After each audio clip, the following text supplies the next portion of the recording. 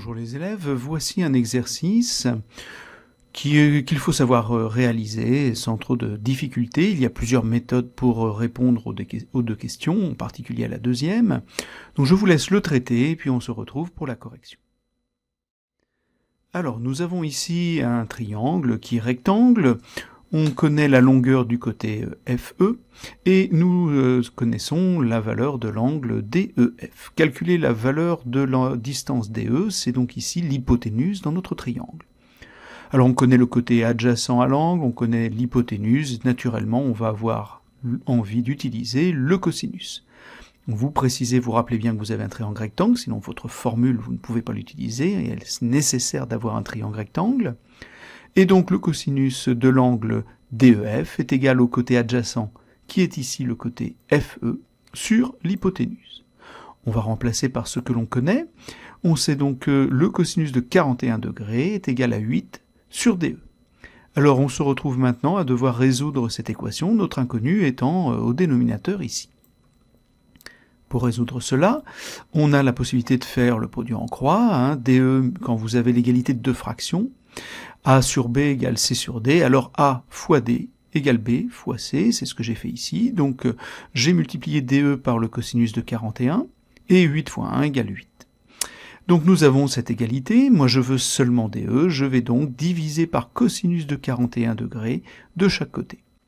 On obtient donc que DE vaut 8 sur le cosinus de 41, on prend une calculatrice, et on obtient donc 8 sur le cosinus de 41, ça fait 10,6, etc. Comme on voulait arrondir au millimètre, c'est-à-dire que comme on était en centimètres, un chiffre après la virgule, on a donc DE égale 10,6 cm. Voilà pour la première question. Deuxième question, calculer la valeur arrondie de DF, donc DF c'est l'autre côté. Alors maintenant, on connaît ce côté, on connaît l'hypoténuse, bien sûr on pourrait utiliser Pythagore. Moi j'ai plus envie, comme on a déjà fait le chapitre sur Pythagore, de vous faire travailler sur le cosinus, donc j'ai une autre méthode, je vais calculer la valeur de l'angle qui est ici, ce n'est pas difficile puisque je sais qu'il y a 90 ici, 41 ici, donc combien reste-t-il pour faire mes 180 degrés qui est la somme des trois angles d'un triangle, et puis je pourrais utiliser le cosinus de l'angle FDE. Alors allons-y, le calcul de l'angle en D, c'est 49 degrés, aucune difficulté. Et donc je vais pouvoir réutiliser toujours dans mon triangle rectangle la valeur du cosinus, enfin la formule du cosinus, puisque nous allons avoir le cosinus de l'angle en D est égal au côté adjacent, donc DF, sur l'hypoténuse DE. Je rappelais qu'on avait trouvé 10,6. Donc cette fois-ci, notre inconnu, par contre, va se trouver au numérateur.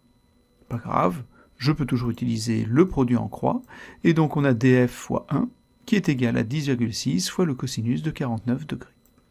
Vous prenez votre calculatrice, comme tout à l'heure, et on obtient 6,95, etc. Si j'arrondis, ça va donc être arrondi au-dessus, puisque si le centième, c'est 0, 1, 2, 3, 4, on arrondira à 6,9, mais si c'est 5, 6, 7, 8, 9, on arrondira à 6, et là encore plus haut, et bien au final ça fait 7. 7,0, mettre le virgule 0 ici est utile, il montre qu'on a une précision au dixième. Donc c'est bien 7,0 et l'arrondi demandé est donc 7 cm et 0 mm. Voilà pour cet exercice qu'on pouvait traiter avec Pythagore pour la deuxième partie, mais voilà, ça vous faisait utiliser à nouveau le cosinus.